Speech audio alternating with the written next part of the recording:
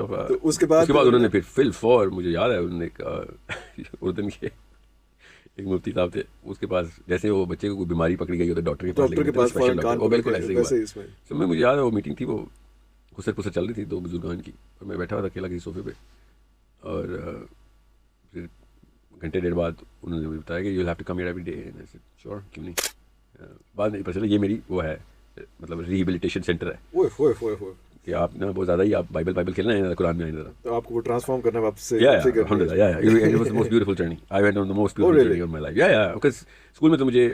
वो सिखाया जा रहा था, क्रिटिकल थिंकिंग सिखाई जा रही थी, इधर उन्होंने मुझे ऐसे ही सिखाया था कि पहले तो तुम्हें बताया ना कि इस्लाम को देखना कैसे, फिर पता चलेगा दुनिया को कैसे देखना।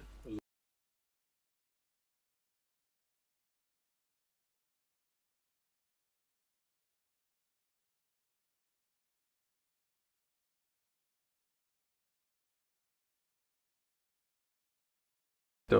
उसके बाद उन्होंने फिर फिल फॉर, मुझे याद है उन्होंने एक उर्दन के एक मुफ्ती साहब थे, उसके पास जैसे वो बच्चे को कोई बीमारी पकड़ी गई होती डॉक्टर के पास स्पेशल डॉक्टर, वो बिल्कुल ऐसे ही हुआ। तो मैं, मुझे याद है वो मीटिंग थी, वो खुसर खुसर चल रही थी दो बुजुर्गान की, और मैं बैठा हुआ था अकेला किसी सोफे पे, और फिर घंटे डेढ़ बाद उन्होंने मुझे बताया कि you have to come here every day, and I said sure, क्यों नहीं। बाद में पता चला ये मेरी वो है, मतलब रिहेबिलिटेशन सेंटर है। कि आप ना बहुत ज़्यादा ही आप बाइबल खेलना है, कुरान में आए ज़रा, तो आपको वो ट्रांसफॉर्म करना वापस से अल्हम्दुलिल्लाह, it was the most beautiful journey, I went on the most beautiful journey of my life, because school में तो मुझे वो सिखाया जा रहा था, क्रिटिकल थिंकिंग सिखाई जा रही थी, इधर उन्होंने मुझे ऐसे ही सिखाया था कि पहले तो तुम्हें बताया ना कि इस्लाम को देखना कैसे, फिर पता चलेगा दुनिया को कैसे देखना।